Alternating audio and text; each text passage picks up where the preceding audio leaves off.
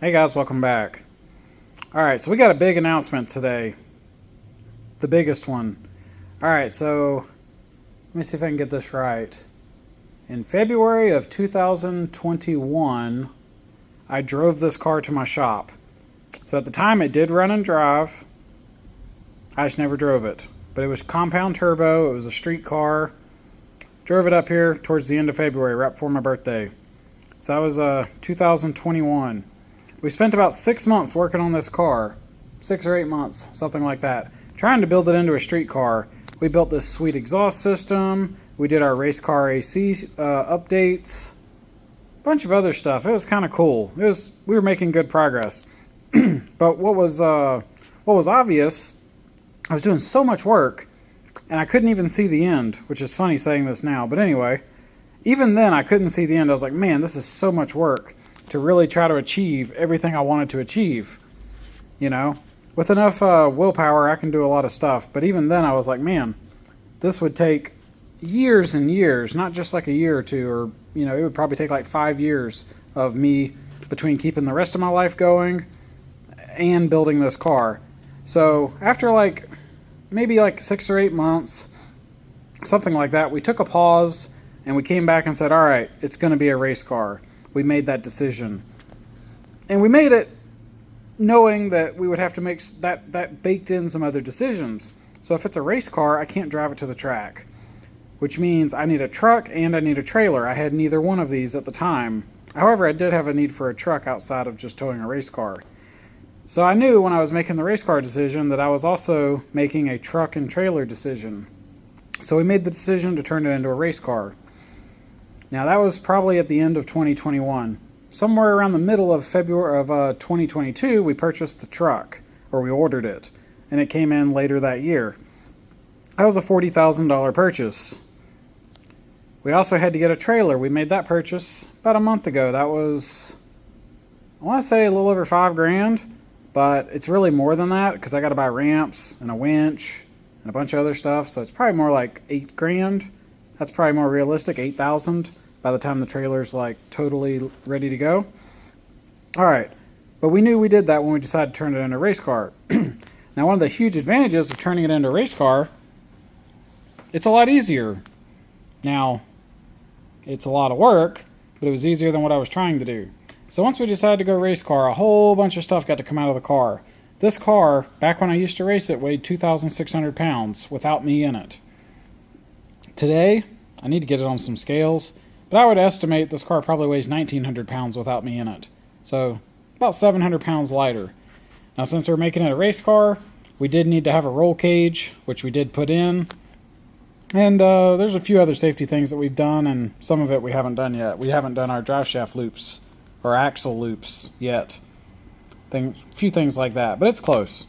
Let's see, what else? We went on, like I said, we lost a bunch of weight, so on the car, we did a ton of work there, getting it done. We essentially had this thing tore down to a bare shell. No, we did. It's not essentially. It was a bare shell. There was nothing bolted to this car. Everything that was, I think the e-brake cable was probably the only thing left in the car that could have still been unbolted. We ripped this thing down to nothing. Subframes, everything was out of the car. So we painted everything. We actually went around and we got a thing to remove spot welds, and we took off like every bracket we didn't need that was like, oh, this used to be for something that's not here anymore. Took that off. Remove seam sealer. Anyway, we did so much work. So we got our shell kind of prepped. We built our cage, which we had to build. We had to purchase. I tried to get quotes to build a cage, but I decided to just build it myself. It's kind of the theme of this channel. So I bought a tubing bender. That was expensive. I think it was like $4,000 or something. I don't remember. It was a lot. And then we had to buy the tubing. That was $1,400 for some tubing because I got actual chromoly, not just mild steel. We had a TIG welder, which I'd bought like a year or two before. Anyway, so we did our own cage. Took a lot of work. I've never done it before, so that was definitely some trial and error. We got our cage built. We went through our transmission. So the last time we were at the track, the transmission was flaring on the 2-3 shift. We got that, I believe we fixed it. It needed a band adjustment, which we completed. Painted the transmission. It's actually looking really good, and it's back in the car. Only thing left, next time it comes out, we're going to do some helicoils in one spot. But otherwise, I believe it's good to go. Our motor, we really didn't do much to the motor, but the only thing we did was we put some cams in it, which that actually took, I think it was over a year. Like over a year to get cams. It was kind of ridiculous. But we ended up having to send some cams and get them welded and ground and shipped back to us. So that's how we got cams put in the car. But that was nice. We got cams in it. We didn't really do anything else to the motor internally. Let's see. Now, once we decided to do a race car, we wanted to make some serious power. And I've had bad luck with fuel pumps in this car and just getting enough fuel. We had, back then we had ID 1300 injectors. We had the pressure turned up to where they sprayed 1700 cc's a minute. You're probably thinking, wow, that's, nope, wasn't enough. We're running out of fuel. Like I said, I run a lot of power on this car. I don't understand how people make so much power with little injectors. I've never had success like that. I've always had to run big injectors. Maybe I tune conservative, or maybe this makes more power than I think. I don't know. But anyway, we stepped up to 2600 cc injectors, and that's at base pressure of 43.5 psi. But we needed a bigger fuel pump setup. At the time we had either 2 or 3 fuel pumps in the sending unit. Maybe it was 2. But it wasn't enough. And they pulled a ton of power. So we spent all this effort trying to come up with a fuel system. And we weighed the pros and cons of doing like double pumps, triple pumps. How do we power these big pumps? Alternator options are not very good on Miatas. We started looking into mechanical fuel pumps with like a motor driving them. And I was actually decided to do that. And I purchased all the stuff. And when I went to build it, I realized the mechanical pump just requires more power than I'd initially thought. So I abandoned that. But I had a backup plan. The backup plan was if I couldn't electrically drive the mechanical pump, I would just mechanically drive the mechanical pump. And so that's what we ended up doing. We had to build our own mechanical fuel pump setup. Believe me, that took some effort because I really needed this to work the first time, which luckily it did. But this was a combination of things of like, we needed a really good CAD model of the pump. We needed a belt drive system, which means you've got to have the position of the belt and a tensioning system, and it's got to be axially lined up between the crank and the pump. The pump has to be rigid to where it doesn't like oscillate.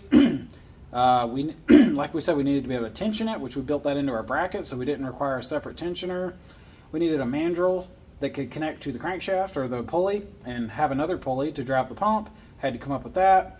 And part of the design was we wanted it to be light and reliable, so like this thing here is actually hollow, but it's on a big diameter. It's real short and stubby. Anyway, stuff like that. These are all like, details, but to really get to where I wanted to be, this was necessary. Could I have made, say back then the goal was 500 at the wheels. Can you do that? Yeah, people have done it. But I want a factor of safety. Not just is it possible. If you want to see guys on YouTube that push the boundary of what's possible and their cars are always breaking, well, YouTube's full of that.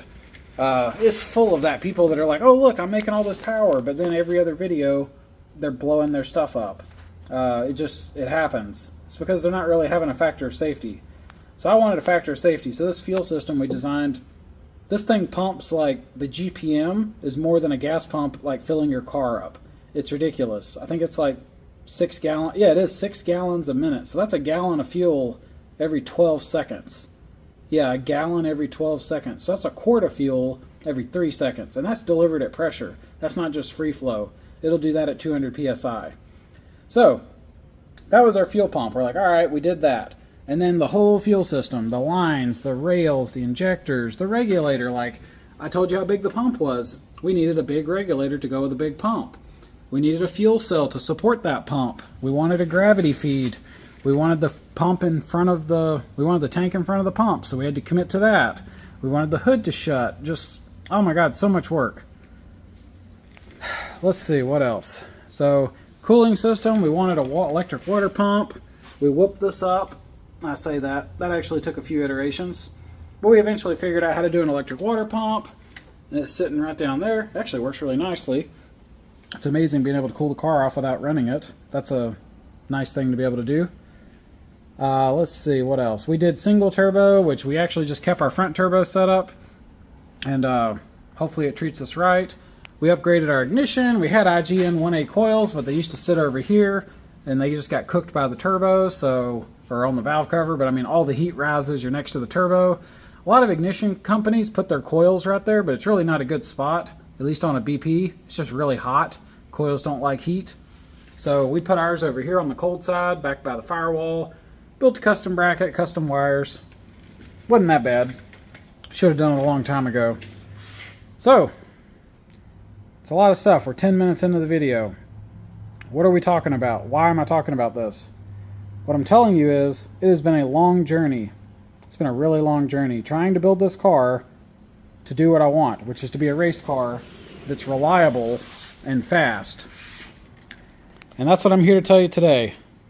Today, what's today? Let me see. Today's May the 5th. So 2024, May 5th. We are officially ready to go to the racetrack. So we brought the car here in February of 2021. So it took March, April, May. So 3 years and 3 months. That's how long this took. From the time I drove it in here until now it's ready to put it on a trailer and go racing. I say it's ready. I think it is. I mean, you could probably make up something, but as far as I know, it's ready to go to the track. So, yeah, 3 years, 3 months. I won't pretend I know how many dollars it cost. A lot. But there it is. We now have a race car that I believe is ready to go. Batteries charged, oil's changed, fluids are good, bolts are all torqued and marked. Think we got enough stuff to get through safety and get on the track. I don't know. I think that's it. So, it's hard to know what to say. It's just been so much work. It's hard to, if you haven't committed to a project this big, like some of you guys watching have done car stuff and big stuff too, so you understand, but man, it's, when you know, like I said, we haven't been to a racetrack. I haven't been to this car hasn't been to a track since like 2018, probably, maybe 2017. So it's been a long time, maybe 18. That's like 6 years of not going to the racetrack. But for 3 years and 3 months, I've been putting dollars and hours, and I won't pretend to know the dollars, but I mean, I've probably put, I don't know, over 3,000 hours in this car just in the last 3 years. That's probably about right, like a part-time job for 3 years. Yeah, that's probably about right. I don't know exactly. Probably around 3,000 to 3,500 hours over the last, whatever that is, 39 months. Have went into this and a bunch of dollars, and it's ready to go to the track. So, I'm pretty excited about this. It's kind of hard to get my mind around because, like I said, for so long it's just been doing work and not actually getting to race. So I'm really looking forward to going to the track. I'm really looking forward to that. I can't stress that enough. To me, this is like 50-50. Half of it is building the car, you know, like the engineering, the creativity, and the fabrication. Because I like to do shit. I don't have a TV at home. I don't like to sit on a couch and watch TV. Like, I got to go do shit. You know, go somewhere, go do something. I don't like sitting around. So I enjoy working on it, but I also like driving the car. I like racing too. So, and going to car shows, taking it out to car shows, talking to people. And so when I'm just sitting here building the car, it's usually by myself, and you're just putting in the hours and hours and hours and of course dollars. So I'm very happy that we can finally get this thing to a track. So I think, let's see, I think I'll end it there. I think in the next video, I'm going to film one more. We're going to go over like what the plan is when we get to the track. Now the plan is to like shake it down and have fun, but I want to get into some more details so you guys know what to expect. Anyway, I hope you guys have enjoyed this. I hope you've enjoyed the journey. Like I said, long time working on this. So now what should happen is you're going to see a change in my videos. They're still going to be working on the car. There's still going to be improvements, believe me. I've got a list of things I wanted to do, which is funny because I did so much work, but I have a whole list of stuff that I wanted to do to the car that I just delayed so I could hurry, it sounds funny to say that, so that I could hurry up and finish. So there are plenty more upgrades coming, several that I know of, like number 1, number 2, number 3, unless something pops up at the track. So there will be more design, engineering, fabrication, all that stuff. But now there's going to be racing content, and hopefully it holds up and we get a lot of good video and run some decent times and have a good time. So, hope you guys have enjoyed the journey. Hope you've enjoyed this video. Until next time, y'all take it easy.